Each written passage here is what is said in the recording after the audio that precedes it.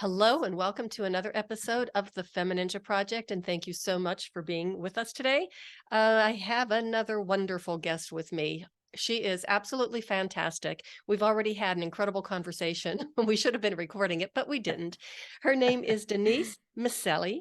She is a captivating and compassionate guide, coach, and mentor who facilitates transformative change and fosters positive growth for her clients. With her profound expertise in energy healing, intuitive coaching, and approaches to authenticity, Denise empowers individuals to embrace self awareness and embark on a journey of healing, meditation, breathwork, and body mind release to facilitate natural learning experiences. Denise, thank you so much for being here and welcome to the show. Thank you so much, Cheryl. It's a pleasure to be here. I'm excited to get into this today with you. Oh, we had such a great conversation already. So let's just begin from the beginning and let the listeners know what type of work you do, how you got into it in the first place. Yeah, so it really is one of those stories where, life took me to a place where I knew that I needed to find tools. And so, when I was a child, it was kind of an uncertain environment. And I knew that I was different in even how I was in that, I call it family of origin, right? Whether you had, adoptive parents, whatever your situation, whoever your caregivers were. And so there was a level of uncertainty. And one thing I noticed as I look back on it, I didn't know this then, but I had a very intuitive soul even Mm, at that time because I would sort of prepare myself for going home. I would then know as I got in, like who was, was there attention, who was needing help and support. And I would say that developed at a pretty young age, the sensitivity, which, now I know was that I am empathic, that I have an intuition that's very strong. And of course, when we are that age between 0 and 7, we are closer to our inner selves. We are in that theta dreamlike, state. We can imagine anything. mhm. And so from that age, I was aware, I would say probably around 4 was my first memory of really tapping into how other people felt. And then, of course, as I got older and practiced it, kind of became what I would say, archetypally like a rescuer or Mhm. a caregiver in the family unit for not just my siblings that were younger, but also my parents. And so um, it became sort of a role that I took on. And I realized that when I was doing that, I was using that intuition and guidance, but I was also then once it became time for me, I needed a way to diffuse that. And so very young, I would say pre-adolescence, I started reading about meditation because I was like, and yoga actually went to some, like local school was having those classes at night in the gym. And I went to my first hatha yoga class and it just, my body, my mind, my spirit was like, and it was just a simple class, but just the movement and the breath and it was a life-changing experience. So I began to go inward and just to kind of like rebalance my system after, having to manage and help support others. And it was very emotional. It wasn't like serious trauma. And that's, what I share that with my clients because it can be just a memory. It Mhm. can be a memory you don't even remember correctly, but the point is you had a strong emotion, you had a reaction, you had a memory of a specific event, and it made you feel a certain way. It's not about blame or guilt or shame. It's just about identifying that that pattern created a part of you that then was looking for what was missing. And Mhm. most of the time, it's a sense of not being seen, of not feeling unconditional love, of feeling like I have to be a certain way to Mhm. get that love. And so it creates in us a part that is now protective going forward. Mhm. And we don't realize that those parts stay with us our whole lives unless we deal with them, acknowledge the emotion or the event, the memory that brought that about, Mhm. and actually get in touch with it and let it know it's okay. Mhm. We are now adults. We've learned about you. We love you. We appreciate you, but you're not driving the bus anymore. And we don't want to make decisions as if we're still in that time frame. So that's kind of in a nutshell how, and that's one piece of Mhm. the work that I do is based on family systems therapy, which talks about that we have a collection of parts within us. And so looking even at the family of origin is part of the work that I do, because I'll ask people, so if they don't want to work on it, that's fine, but I'll ask them to identify maybe 3 or 4 people in their family. And we go into like, what part do you think they had that was Mhm. primary, Mhm. that was interacting with your part, and many of us who are a little bit older, our parents and grandparents had very strong parts. Mhm. They had very strong scarcity parts. They had very strong be seen and not heard. You little people, you Mhm. really were not expected to think for yourself. You were Mhm. expected to behave in certain ways. And I find that is a huge pattern as we are now approaching, 40s, 50s, and 60s and up, that we're still feeling like we are not seen or heard. Mhm. So I have, well, not really two questions. I have one question and one comment. So the comment will come first. And that is, I cannot believe that in your town you had access to meditation and yoga that many years ago when you were a teenager, because we never even heard of it. Of course, I grew up in a small steel town in Western Pennsylvania on the Ohio River, but who knew that yoga was a thing? I mean, we never even heard of it. And meditation was, what's that? Exactly. And so there was the thing that there was some reason, I believe, it's a very spiritual kind of thing that I'm going to say here, but I believe we choose our family. I believe we choose where our soul is going to be next. I do believe in that, and everyone's entitled to believe what they could. Because many years I used to say, like, why me? Like I used to joke around that I didn't think I even belonged to this family. I think it was a way for me to cope consciously, because I'm from New York, and my family all has a New York accent, and I never had it. So it was just like, what is this? Why am I so different? I felt very different from that very, very early on age. Mhm. And so I was a seeker. The book that actually I found in the library, because I was always reading, always trying to learn, loved learning, it was a transcendental meditation, which was one of the first big bestsellers in meditation. And it was like in late 70s that I found Mhm. it in the library. So that was supposed to happen because, boy, that took me on a journey. And my parents, had us in a Catholic school. And I have pictures of me, Cheryl, that just are priceless, because I have the uniform on. And my girlfriends took on those old school cameras, took pictures of me laying in the grass with my palms up, showing them how to meditate at lunchtime.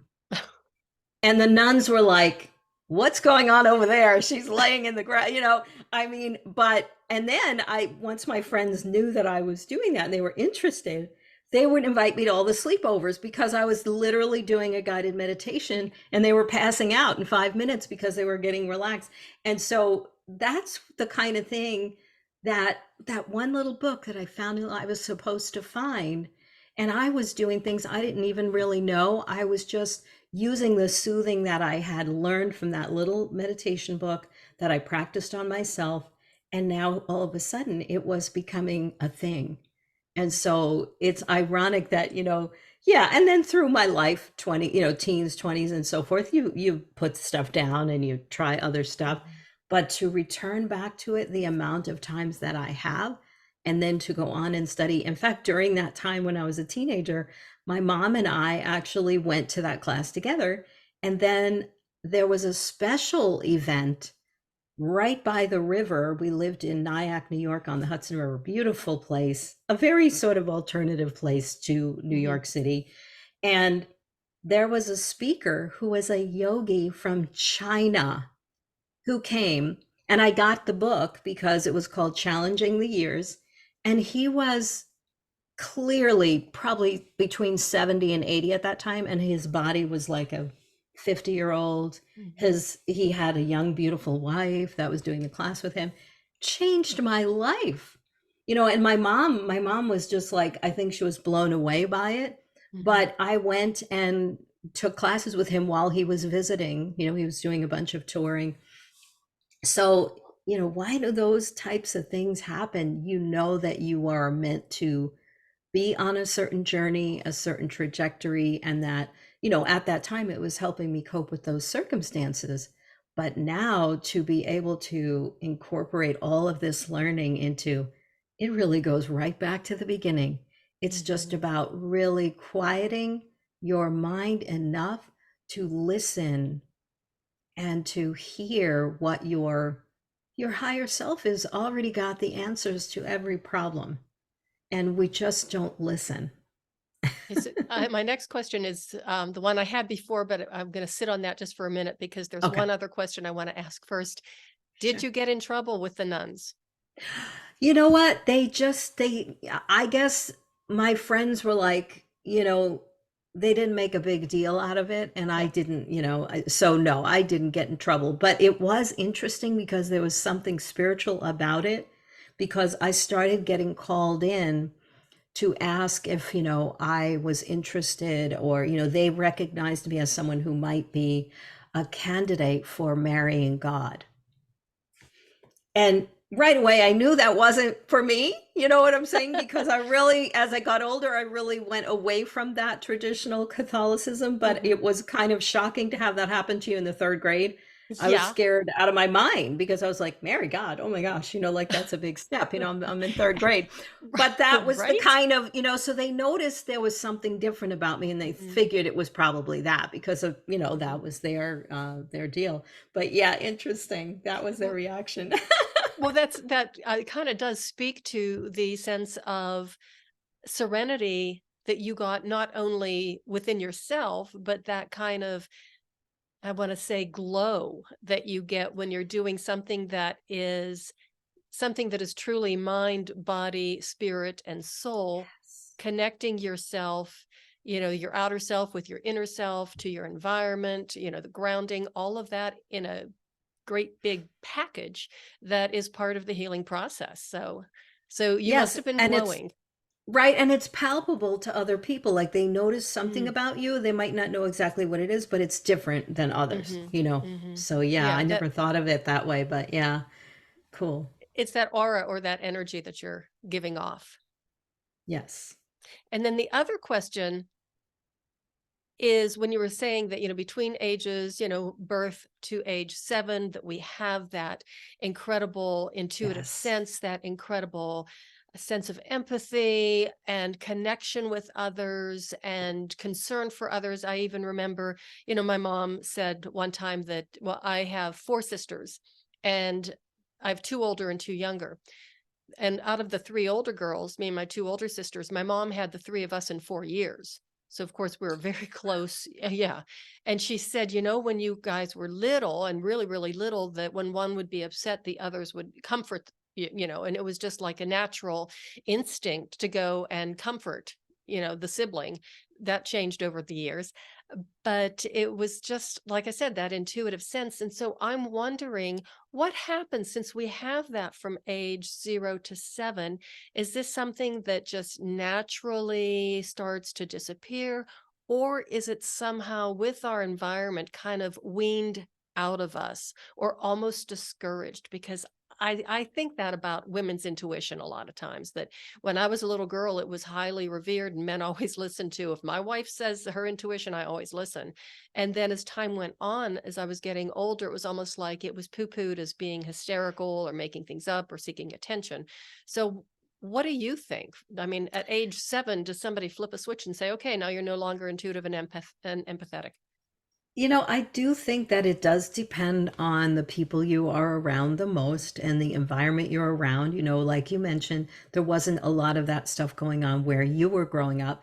I happened to be that close to New York City. In fact, as I got into, my teenage years, that was my playground. Like my friends and I would get on the train or the bus and go down there, and we had access to amazing resources being that close to New York City. So there was a lot of, it's kind of like New York and LA, like things happen there first. I didn't know that then, but I go, wow, when I was in third grade, we went up to the torch of the Statue of Liberty. Like I had my first experience in a museum at the Guggenheim. Like I was truly blessed.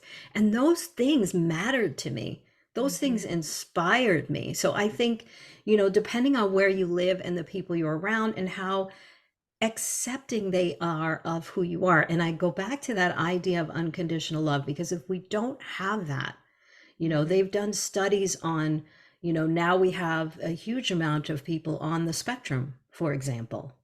Right. That wasn't even a thing, right? Now, of course, we identify and label as we get more sophisticated in life. So it's not like this didn't exist.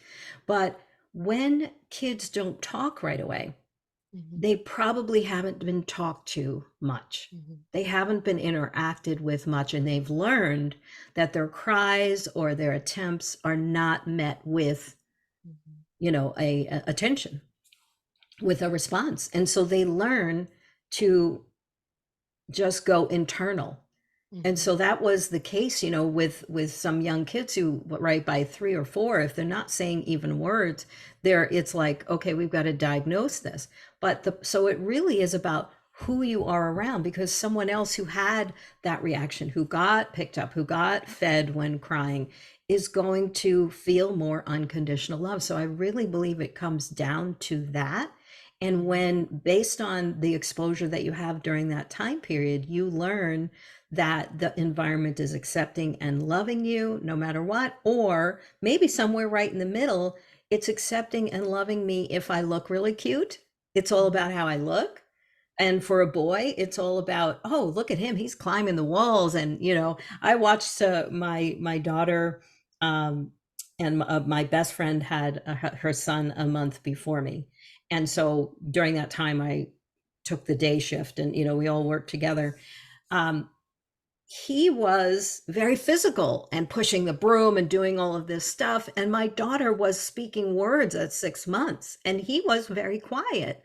So, but we reward that for boys, right? And my daughter was crawling backwards for a little while and getting stuck under her dresser.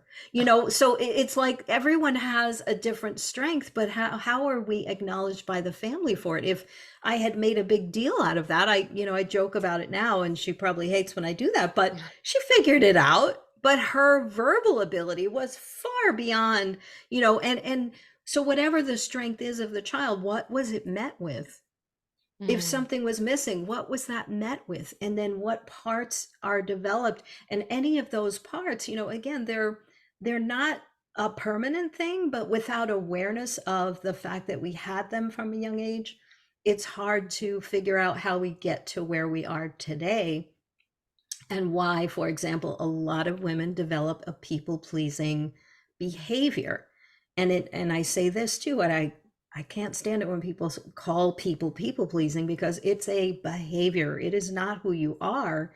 It's Mhm. something you learned to be able to get the love and the approval that you were looking for.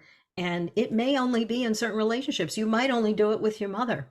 You might Mhm. only do it with your boss or a certain friend, because they had a similar behavior to, your caregiver. So it really can be very sneaky like that, because people are like, I'm empowered and I have this great career and all that, but look at the other areas of your life, because sometimes you'll take that pattern and say, no, I'm going to be the empowered women, right? So many of us have careers and we do all these things, but look at the other areas of your life. And that was a big trigger for me, because it was the personal relationships where I was still letting that part be like mostly who I was. So you did say the magic word, one of them, and it's a magic word we were talking about before we began recording, and that one is awareness. Yes. And everything begins with awareness, self-awareness, which can be a little bit frightening at first to be able to take a really good, long, deep look into yourself and why you do things. So you help people, you guide them through that experience of becoming more self-aware and doing it in a way that I'm guessing is less uncomfortable and less intimidating. Yes, because, a lot of times people associate that word meditation with, a yogi sitting with their legs folded in a ridiculous way and, a very uncomfortable way. Let me not say ridiculous for those who can Mhm. do those things. Mhm. Don't want to judge. But it's not about that anymore. It's about what can get you in a comfort zone. If it's lying down, if it's, you know, propping yourself up with pillows, it's about you feeling good. It's about you feeling comfortable. And so that's where, to me, I try to demystify that for people. I've had people say to me, they're considering doing this work with me. And they'll say, I tried meditation, it didn't work for me. And I'll just inquire a few more questions and say, how long did you try? Mhm. Oh, once or twice. It is a practice like anything else. It's like you and I going and being handed a new computer or a new device.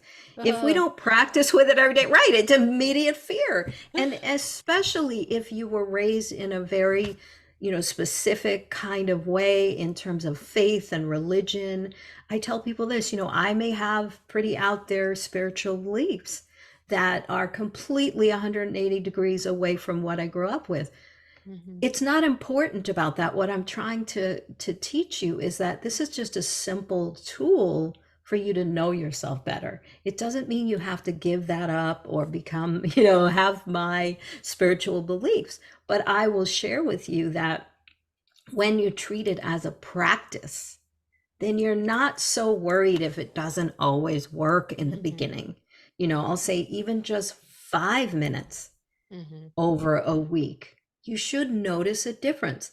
And there are going to be some times when you go at it and your mind won't stop racing. That means you have held that back for so long that now there's a lot of stuff that needs to come out. So don't take that as a sign of my mind just won't quiet, I'm going to stop mhm, doing it. Take it as a sign that with more practice, you'll begin to slow those thoughts. And mhm, then perhaps if you tried, let's say, meditative music and it mm, just wasn't working, then I would say guided meditation. And one of the ways that I initially started with this was just by books. But once we got to the app level, I joined Insight Timer. And that used to be literally just a timer where people from all over the world would set a timer to do a certain chime or gong after a number of mhm, minutes to help you kind of see, how much time you're putting in. And I remember chatting with, I was like, oh, this is so cool. I would chat with people all over the world about their meditations and share, different things that we did. But now you can go on an app like that and you can select what is your favorite thing and it will send you all of the stuff about mhm, that, whether it's binaural beats or guided meditations. You can even type in things like anxiety and you'll get a whole variety. So you can filter and sort by the benefits, by the time you have. I mean, it's literally at our fingertips. And there's probably dozens of apps like that. Since I started with that, I love that now I've become an actual practitioner on mhm, there. And I still learn from people on there from all over the world that are creating. They do lives on there now. So it's about being open and having that growth mindset mhm, that maybe there is a simple tool that you can use right now. And for people that are like, I don't want to get, buy an app subscription, mhm, go on YouTube. There mhm, are so many amazing people on YouTube that if you struggle with the overthinking, where typically, and I'll put myself in that category, that's my end of the spectrum, is that at night your mind starts to do all of this processing of the day. That's a good sign that meditation at night would be good for you. mhm, Because if you meditate, guess what? You let those racing thoughts out of the can, you quiet the mind, and you're going to be able to sleep now and dream state and And instead of processing the day and having fitful sleep, maybe even negative dreams, trying to figure it all out, you will clear the slate. Mhm. Because during that time in the morning and at night, you are closest, some people say you're closer to the ether, but Mhm. sleep is the ultimate healer of our Mhm. bodies, our minds, our spirits. And in that hour when you wake up and that hour before bed, it's like you're primed for meditation to work. So I Mhm. always recommend that people look at their day and figure out the best place to put it, Mhm. because those times are going to give you more leverage in your practice. I'm smiling because I'm one of those people that cannot meditate in the traditional way.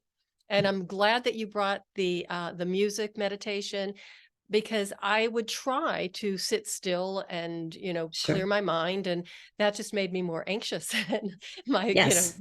that monkey mind just turned on and just went crazy. But I can meditate through movement. Same.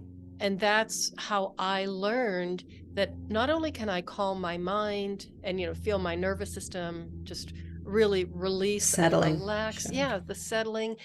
I also feel very grounded and empowered. And like I was on a panel, when was it? Sunday. So 2 days ago. And I said, Yes. and I solve all the world problems or the world's problems. Okay, so maybe I'm exaggerating, maybe they're not all the world's problems, but they're definitely mine, and it's when I'm just not thinking about anything else except the movement patterns and moving slowly and what I'm working through, and as you said, the breathing, which is so important. All of a sudden, if I have, like, something that had been on my mind, even though I wasn't thinking about it as I'm doing my moving, all of a sudden I'll have like this incredible flash of insight or wisdom that comes out of nowhere, and it's that mental head smacking moment. It's like that's it. Yes. It's amazing how just creating that little bit of space, and again, no judgment. Like if you're, going on a trip or, holiday, do the best you can of doing it every day.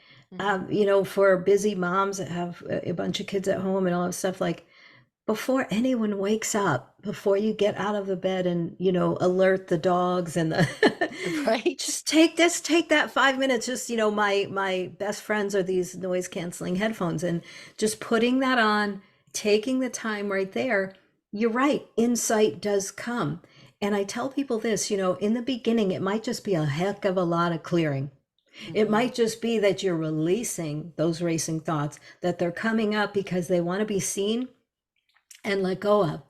And it might be different. But then as you do this practice over time, your brain, and perhaps we can go into the brain a little bit more from here, but your brain is so changeable. It's that neuroplasticity that the longer you do this, not only will you try different ways, you'll be so empowered by the way different sounds impact you in meditation, that you will start to see the results deepen even further. So, right, you're Hmm. not maybe going to have insights on day one or two. You Hmm. might. You never Hmm. know how ready your subconscious mind is to give you these intuitive hits, I call them. Hmm. But when you do it over time, I cannot Hmm. tell you, things that used to set me on edge, I can now sit down and do them because I'm caring for myself enough through those Hmm. practices that I have softened my resistance to things that used to freak me out, like technology. Things that, And how's I that mean, I working? learned how to type on a typewriter in high school. Okay. So I'm going to just age myself right there, and some of you can relate. But you know what? I I went along with the changes. I consider myself to really be riding that line. I really like was born on the year that they cut it off and say boomer. So Hmm. I've always kind of related to the younger, but ironically, when I was younger, I related to the older.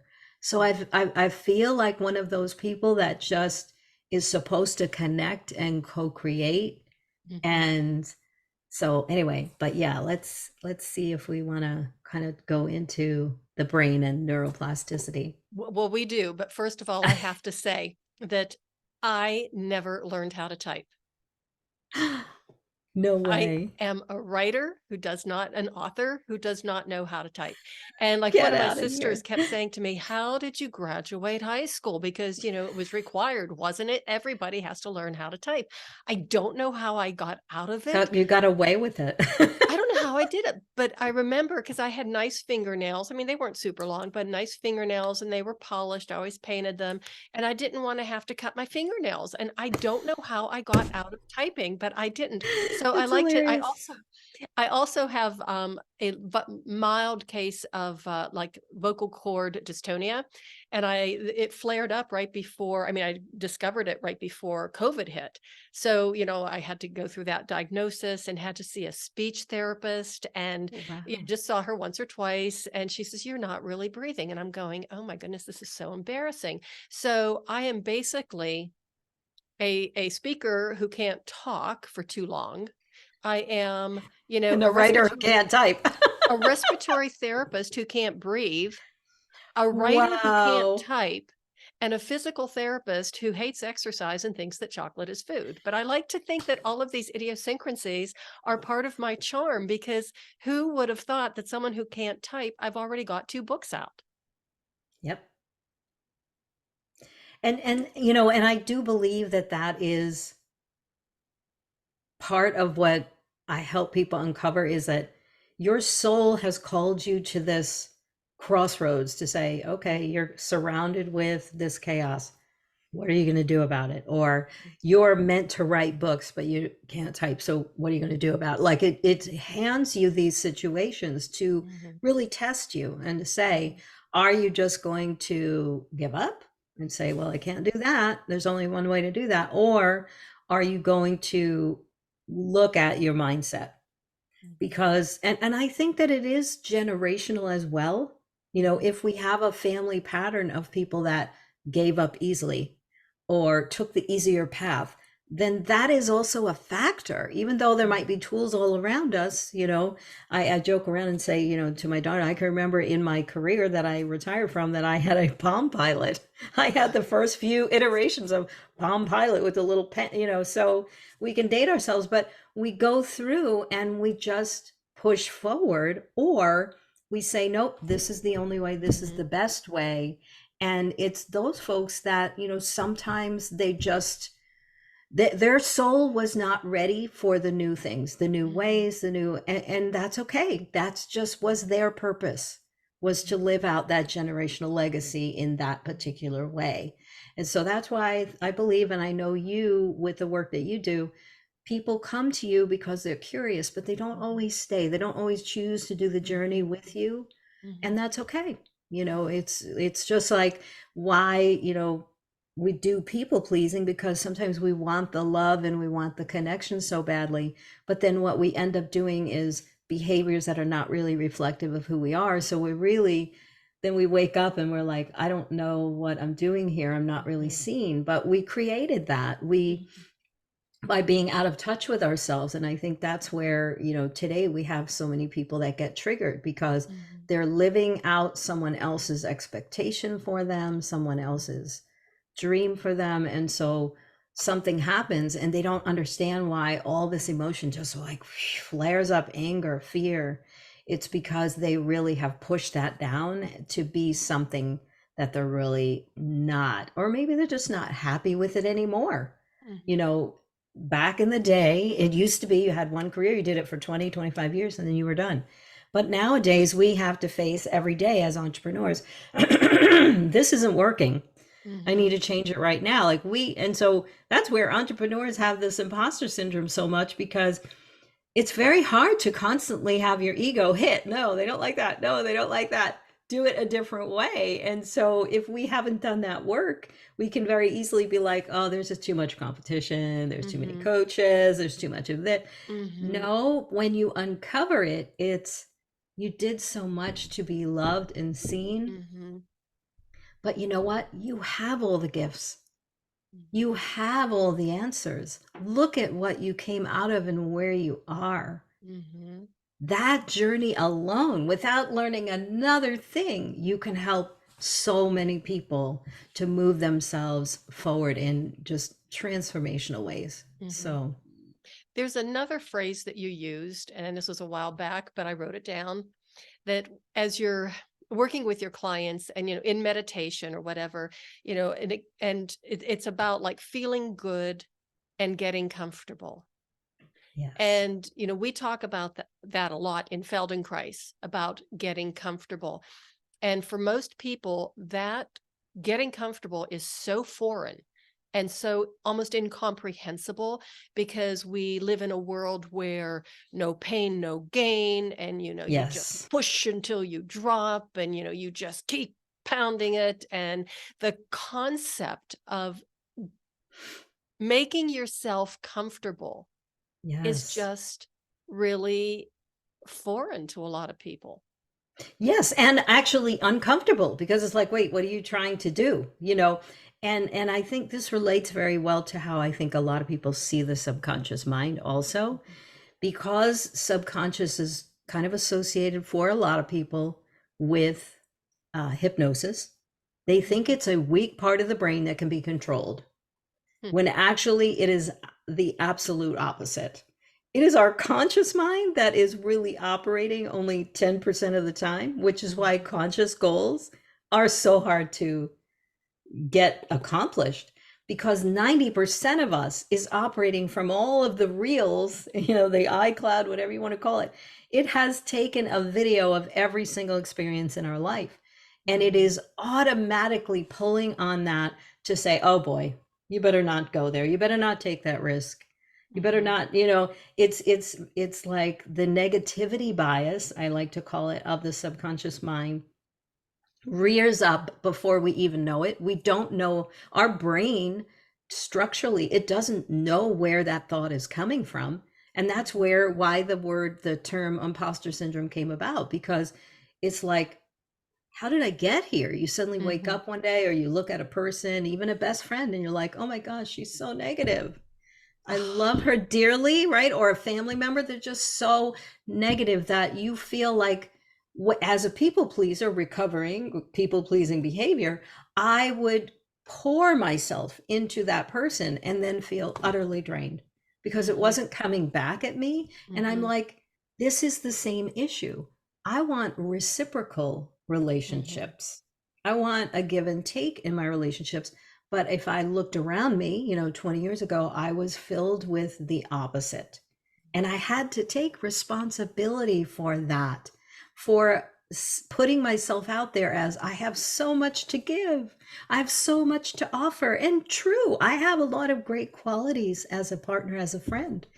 But I started to look at the people across from me and say, I don't see anything that I specifically like about them, other than the fact that they like me. Okay, big clue. Big clue. If you can relate to that, which I know people listening to this are going to relate to that, that is Mhm. a sign. Again, it's not a thing to cry about or to feel sorry for yourself, Mhm. but we have allowed ourselves to not be who we are. That's how Mhm. strong the impulse to get love was, Mhm. and to believe that love, a lot of the old school thinking was that you had to find someone, get married, have kids. There was a certain set expectation.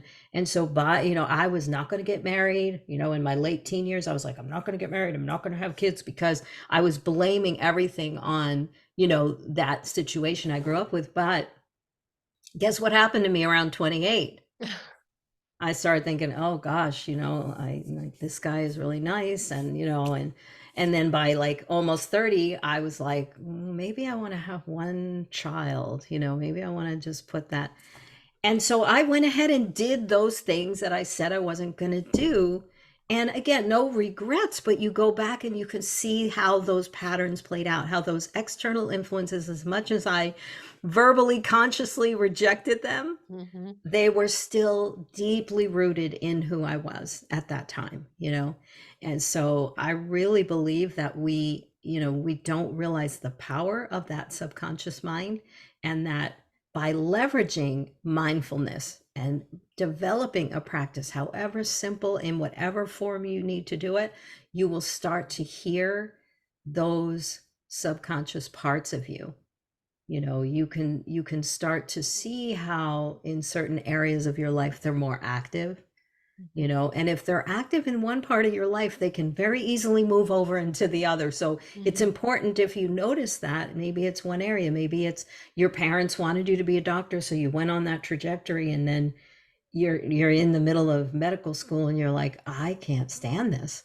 Mhm. But that's that part of you that is saying, you know what, there's something else going on over here. Is this really what you want?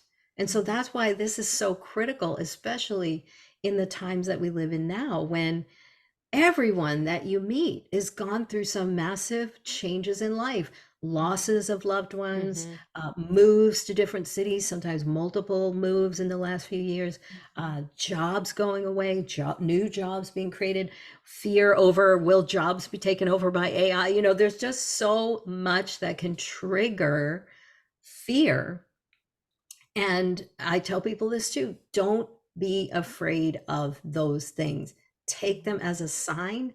There is something real that's trying Mhm. to get your attention. So Mhm. use it as your pivot, use it Mhm. as your point of attention.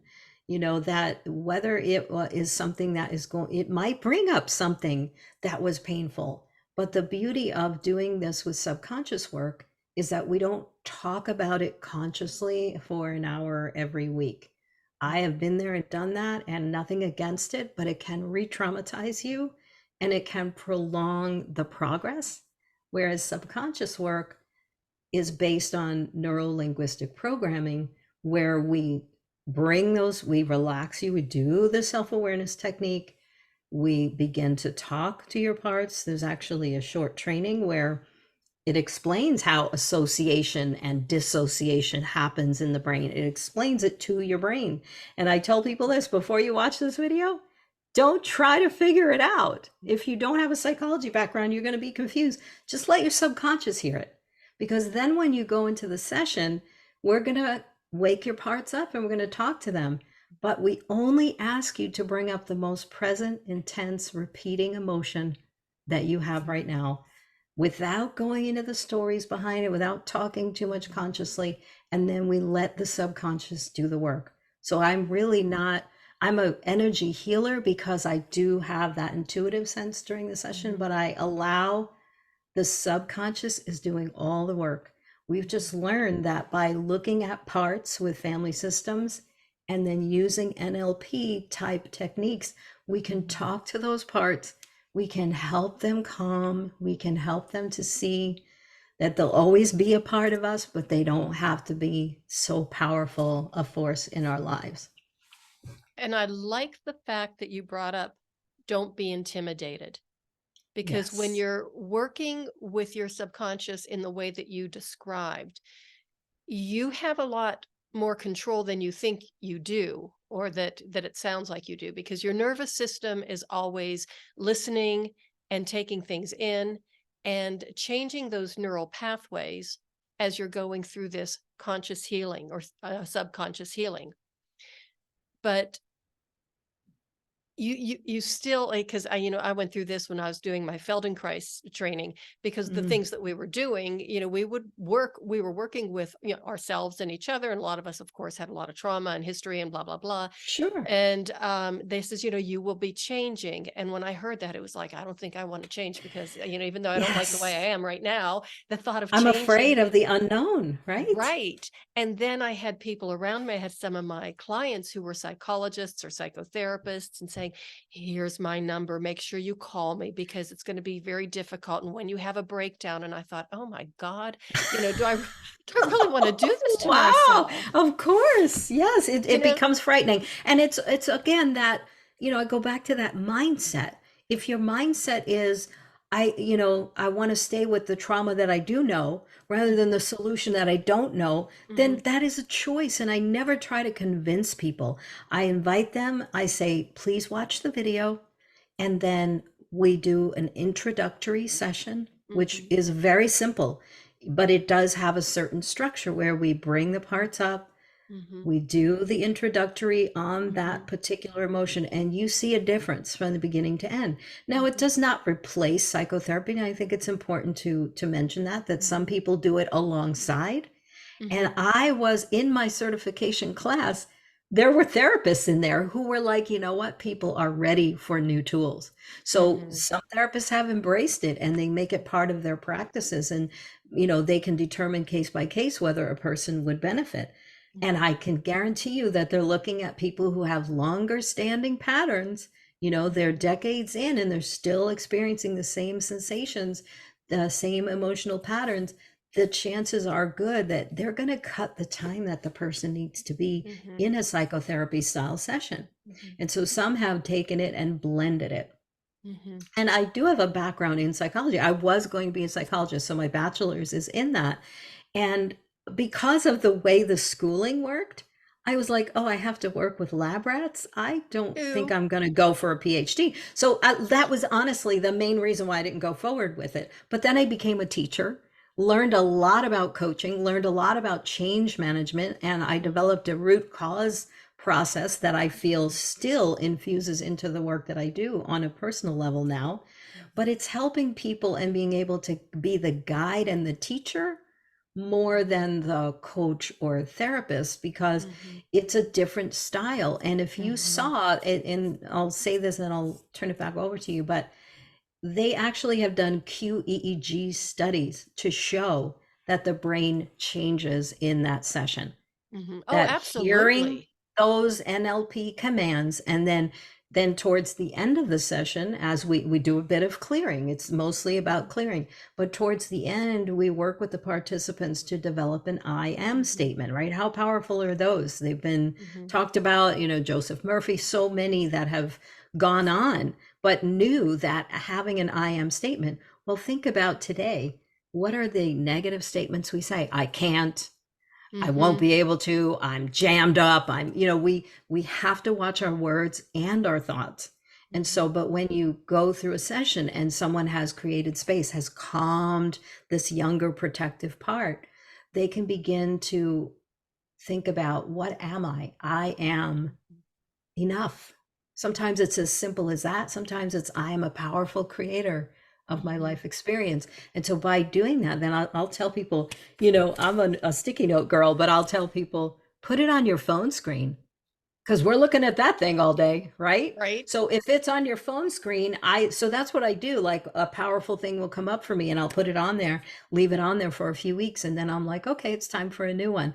But we have to realize the power of turning that space that we create through this healing into a positive. But when I saw that literally you can see that the brain is changing. Do they understand exactly how? No, but that's the subject of so much research now, neuroplasticity, Mhm. and how our subconscious, this whole idea of the subconscious being really 90% of the Mhm. driver of our actions, our thoughts, our behaviors, has been not just recognized by one or two people. We've got cell biologists saying this. We've got Dr. Bruce Lipton, Biology of Hope. Mhm. He believes every single cell has a consciousness. So Norman what are, Doidge. Have you ever read Norman Doidge? no, I'll have His to check work, it out. oh, he's written 2 fantastic books on, I think the first one is The Brain That Changes Itself, and I Oh, can't I remember think the I have second heard one, of that title. but Okay. fantastic books. I just chewed them up. I pick them up every now and again and just revisit them because they really are very powerful and Yeah, and very so these, encouraging and hopeful. and that's why, when I first started talking about this, I was like talking about this new way of rewiring your brain. I'm like, this is really not new. This has No. been around. In fact, part of our training we do is using the iceberg metaphor, which, Mhm. I mean, goes back to Freud. He used it.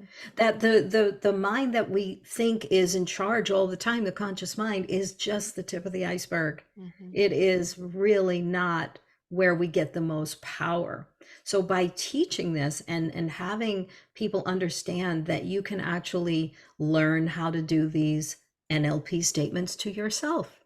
You Mhm. can say to yourself when you're having overthinking at night, Mhm. there's a way that you can talk to that and say, I'm ready for rest. Please, tag these thoughts and just soothe them down a bit. And Mhm. so that's something that I use, and I believe everybody is on a spectrum with their emotions, and you're either depressed or anxious.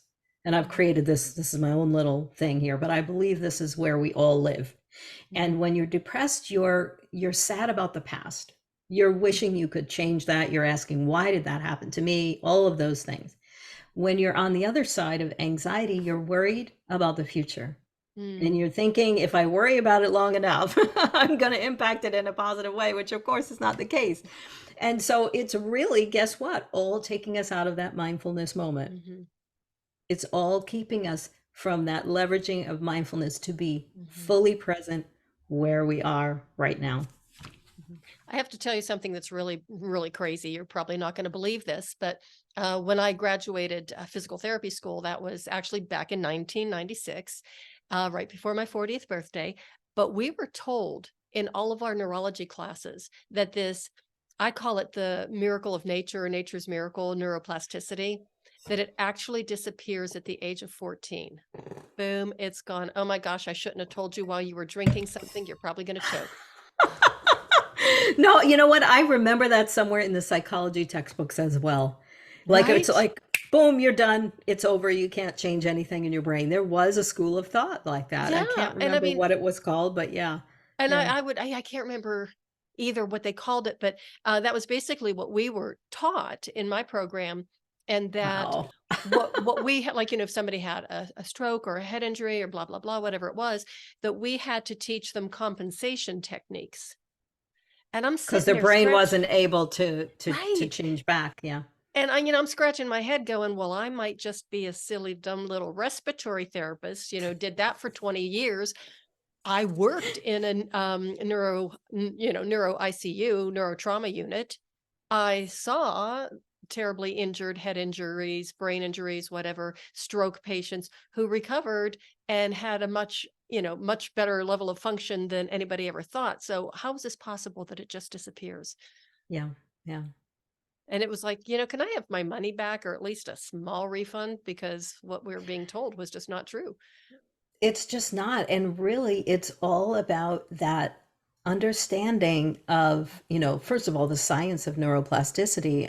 There's just more and more work being done in the academia if you Mhm, need to have that as validation. I mean, here mhm, I was believing it in the late 70s. So, believing that mindfulness was going to get me through, which it literally did. But now to look at people who, have stroke or they have some massive, like they're, considered never going to be able to walk again and they're doing it is just right. more and more proof every single day that we are programming ourselves every day with how we think, with how we Mhm, feel, and the words that we speak. And the question I have is, do you want to live in your past? Because that is all that's going to produce when we observe what is missing right now. We start to go back to the stories we created about this happened to me, and whether it's regret or that we need to forgive ourselves for mistakes, whatever it is about the past, mhm, if all we do is dwell on that, it just creates more of the same energy and just blocks the things that are just sitting over here waiting for us to align. And so that's where, to me, it is about that we're a lot of people are very misaligned right now.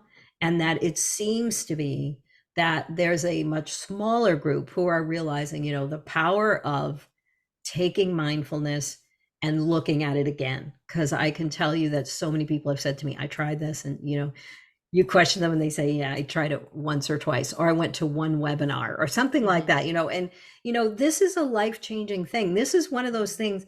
Go to a weekend retreat, go physically somewhere and have an experience, because maybe it isn't going to be super powerful doing it on a Zoom, honestly. But during the pandemic, for example, I began teaching meditation and teaching restorative yoga classes where you literally, I would just prepare people and say, bring all your blankets, all your pillows, bring Mhm. yoga blocks, books, because I'm going to have you in maybe two positions. One is Mhm. going to be release and one is going to be opening your heart. And Mm. so that's what I use in the practice now. In the course that I do, it's a 4-month course, is that I teach people that we're not just clearing the subconscious and helping it to soothe those parts. It is also living in our bodies somewhere. And Mhm. if you've had childhood trauma that was serious, which some of my clients have, and some of the Mhm. people that have done this work have done videos on it, because they're like, I tried everything to get rid of this trauma memory, and this was the first thing that Mhm. actually cleared it. But a lot of us hold it in our hips. Some of us Mhm. hold it here. And so we have trouble articulating who we are to others. And that's where the people pleasing imposter syndrome comes in. So through this process, we get into that state again. And then we allow the body to just feel what it feels. Mhm. Because a lot of chronic pain that can't be explained, right? It's not a break, you didn't fall down, Mhm. is trauma that's just sitting there asking you to please notice it. Just Mhm. notice it and be okay with it and feel it. And that is the first step to releasing it. And I know you know this because Feldenkrais is Mhm. so central to all of this. But when you start to incorporate that with learning the mindfulness and then healing those parts, I mean, it's life changing. It really is, because you can now use those things going forward, and I have individual clients as well, and I will tell you, the ones that develop a practice outside of the session, Mhm. they're going to be lasting in those changes that they make. Mhm. And some people just want to keep having sessions because they want that to substitute for that daily work. Mm. And, it might keep them from feeling as unhappy as they were before, but by not doing the work on your own, there's still some part of you that's blocking you from saying, whether it's I don't have enough time, I just can't quiet my mind, whatever it is. But that to me is the key to lasting change. But you can definitely, I mean, there have been people who've gotten rid of fears of heights, who've, been able to change their perspective on diet and nutrition, Mhm. things that are lifelong, lifelong blocks, which is why I came up with the name of my business, Rock Your Blocks. We all have blocks in a variety of different Mhm. ways, and they can be softened, moved, rolled over, make some Mhm. space for something else. And it just is a matter of, are you willing to look at that and understand that fear is the indication of just how powerful those happy, joyful parts of you are Mhm. sitting there and saying, we're going to push against you. You're going to Mhm. feel it as fear, but we're over here waiting for you to give us some airtime. Mhm. Well, and I love the rock your blocks. You can also take them and just toss them in the river and skip those rocks, and Skip you them can right have in. fun with them. Exactly, exactly. Part of what we did in our certification was our group, we went to the ocean, and as we ended and we closed, we all kind of wrote in the sand, where we wanted to be. And, we wrote our messages down, and we released it out to the ocean. And even just the sounds of the ocean can be an Oh, amazing, right. there's videos on YouTube where you could just watch the waves come in and out. Yeah. I don't know about you, but I've fallen asleep on many a beaches listening to that, Mhm. where the water comes up and starts getting at you, Mhm. because it's so soothing. you Mhm. know Cello music, flute music, I mean, you can just let that music wash over you and just get lost. You might not even remember what you thought of, but you were in a subconscious state when you allow Mhm. those joyful sounds, to soothe and heal. And So you don't have to remember it because your subconscious mind does. yes, and that's the powerful thing, is that we can, um, you know, really work with the Mhm. subconscious, but we don't have to fully understand the work that it's doing. Mhm. When we talk to it, it becomes more and more receptive, Mhm. to the talk. And Mhm. so I'm working on creating a book where I want to sort of really detail this process a little bit more, but also give my favorite self awareness tools, mindfulness tools. Journaling is one that I often use, and I Mhm. like to infuse, whether you just start with, appreciation. Mhm. I'm not a big fan of the word gratitude because it kind of feels a little grippy. It feels like, you're ungrateful or something, like it Mhm. just has a negative, I feel, connotation. But appreciating what you do have right now is a big step in mindfulness. And so I'll Mhm. tell people, just start with a blank journal and just start appreciating one thing every morning. Simple, a sentence or Mhm. two, But I do like to go into, as people, if they're real love journaling and they want to have a Mhm, structure, there's so many great things you could do in journaling, continuing to ask yourself why, just a series of self-questioning mhm. things, because we are doing so much in an automatic mode that we don't realize. I just want to touch again on the chronic pain because I think that is really a Yes. huge component, Yes. especially my own personal experience as a chronic pain patient when I was in my mid 30s. Lived with chronic low back pain and leg pain for 2.5 years. This was before I was a physical therapist, and I did everything I was told to do. I was the air quotes good patient. Instead of going, I went from in just a matter of a few months being a very active, healthy, vibrant young woman to being a chronic pain patient. And it only took a few months for that to happen. Wow. And as I was going through being a good patient, because I was Western medically trained, went to all the doctor's appointments, the physical therapy appointments, had the massage therapist, and took all the medications they prescribed to me. But instead of getting better, I kept getting worse and worse and worse into this incredible vortex or cycle of the pain spasm cycle until 2.5 years into it, one of my doctors told me that I would never be able to do my grocery shopping and my laundry all in the same day because the arthritis in my spine was so severe, I would end up being bedridden. And I remember looking at her because I was confused. It's like, this does not compute. And I looked at her and Mm. I said, "You don't understand. I'm planning on going back to ballet class." And she laughed in my face and said, "Look, you're a chronic pain patient. You will always be a chronic pain patient. You will never have the life you wanted and the life you had before. And even if Oh. you could go to ballet class, you're just too darn old." And I was 36. Oh my Wait, it gosh. gets worse. And then she Oh. tells me to start applying for disability because I was going to need it. And I'm just looking at her like dumbfounded. And she says, "But don't you worry, we'll take care of you."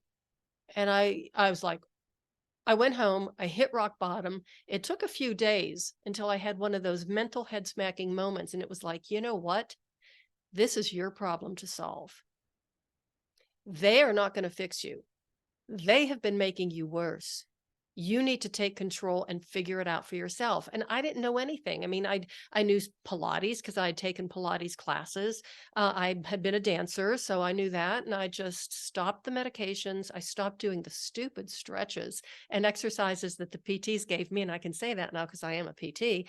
And I just took some of the Pilates exercises and I dissected them, and I'd get down on the floor and just do very gentle movements to see, well, this really hurts my back. This makes my back feel a little bit better. That's all I did.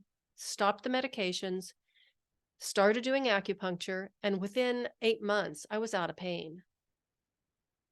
I didn't know anything about neuroplasticity. I didn't know anything about physical therapy at the time, but I knew intuitively that I had to fix it. And I knew that intuitively we all know how to move, but that kind of gets weaned out of us as the Mhm. years go by. And then when we do have something that causes pain, we immediately, like you said, look for the pill. And you want to have a diagnosis, you want to have it evaluated, but you don't want to get caught into that spiral of Yeah. what one of my guests, bless his heart, he's so fascinating. L. Lyman is his name, and he calls it the doctor dance.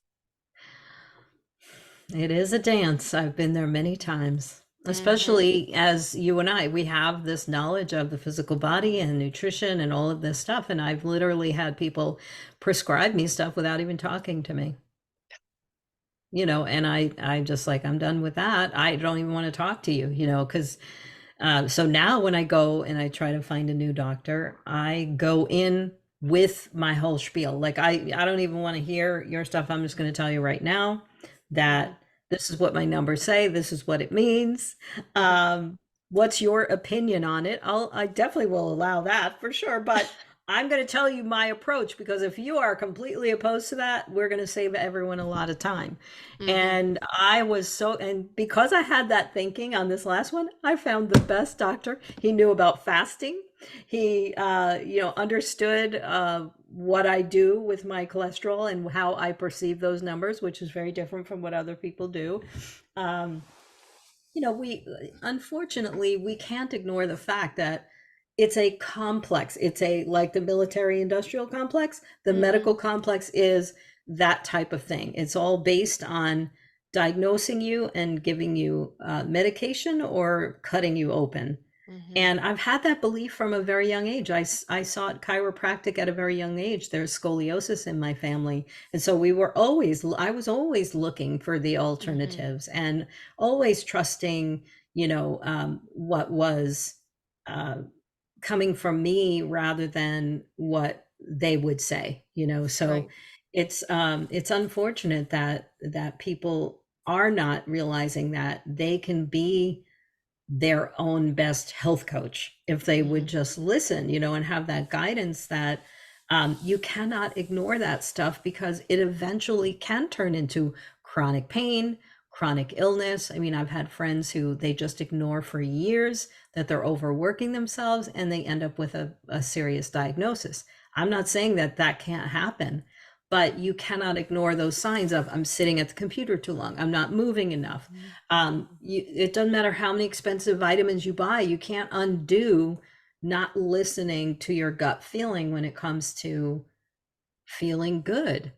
And it is all about feeling good. And if we're doing anything that doesn't make us feel good, get up and just do something different. Just Mm-hmm. take a drive, take a walk, take a break from, sitting. That's my biggest thing. I've got a standing desk for when I have to absolutely get something done.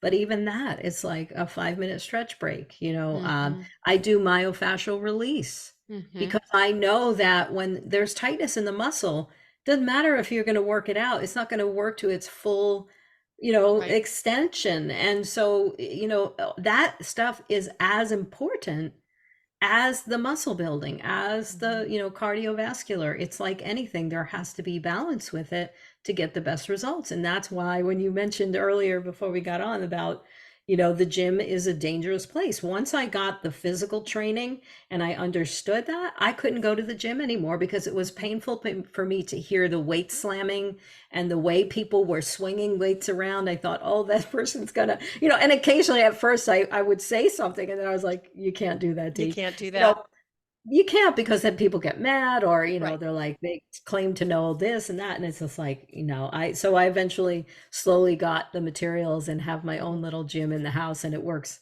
great for me. I even have a TRX for when I travel because I know Nice. that I can do what I need to do and not be surrounded with that different Mm-hmm. kind of energy, which is My big frightening. thing is not only with the slamming of the weights and people throwing their bodies around, but watching people try and stretch. I can't, it's like I have to put blinders Oh, on and, look away from the car because it's just too painful to see what they're doing to their bodies and think that that's stretching. The physical therapist and the Feldenkrais practitioner and me just goes nuts.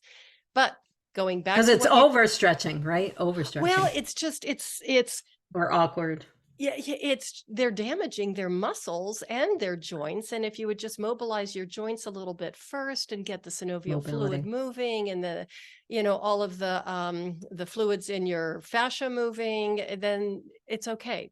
But don't do some of these things. It just makes me crazy. But it all comes back to exactly what you were saying. We came all the way full circle to that one magic word, awareness and self-awareness. Yes. So that lovely little discussion that you just or that conversation about taking care of ourselves and listening to our bodies, that's perfect. It just comes back to awareness. Yes. Wow. Okay, so Denise, how can people get a hold of you? How can they work with you? How can they find you or follow you on social media? And when you do get your book out, you need to come back and let us know about Yes. it. I would love that. I would love that. I'm hoping it's going to be in the next month or two. So, yeah, Rock Your Blocks, just like it shows on the screen, is my website. If you're interested in working with me right now, I am starting a small group which is going to focus on emotional patterns and people pleasing, imposter syndrome, any little behaviors like that. But any emotional pattern can be brought in. You can just scan the code.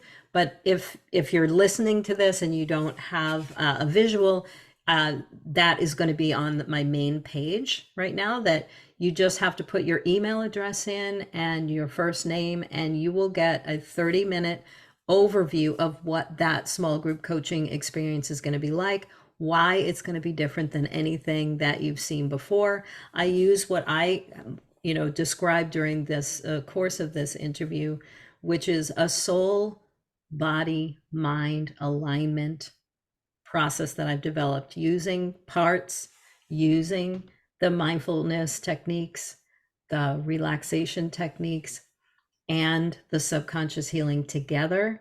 It's quite a really cool blend that I use. And so that course is starting up, but you can join it at any time, because even though we go through it in a sequence, you can jump into subconscious healing anywhere. So and then once you go to my website, you'll see as well my socials. I honestly, you'll be seeing my name with podcasts, but get hooked into my website.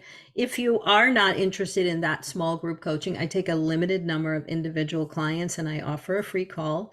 So on the contact me page, if you go to that page, I have a campsite bio sitting right there. So you can access my YouTube channel, my Medium articles, because I do write articles that contain these self-awareness techniques and observations about this work. And so you can find all the different ways to reach out to me from that campsite page.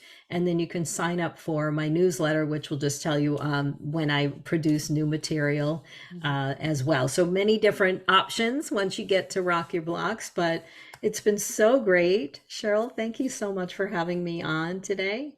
Oh, thank you so much for being here. Not only have I learned so much from you and had a great conversation, but I can already feel my nervous system is in a nice, relaxed, calm state, and it's being challenged right now. I don't know if you can hear the dogs are starting to bark, and there's a lot of commotion going on upstairs on the main level. So, and it's like, hey, it's Interesting. okay. It's all right. It's all good. So, do you have any final pearls of wisdom? You gave us so much to think about, so much wonderful information. Do you have any final thoughts you would like to leave us with? I love to use the quote by Rumi. One of my favorite, mystics is, "The hole is where the light comes in." Mm. And so know that whatever your pain, whatever you have that's sticking around that is not making you feel good, it is your entry point to transform your life. And it can be. It is really up to you. Are you up for the challenge?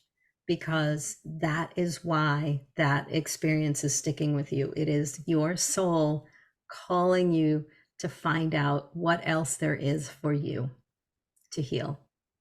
Excellent. Thank you again, Denise, so much for being here. It's been an honor and a pleasure. Thank you, Cheryl. It's been an honor to meet you and to be here. Everybody, thank you for listening. Please do share this episode with everyone you know. It has got so much fantastic information. And do remember that your brain is so incredibly flexible and malleable and plastique. You can heal from anything and everything.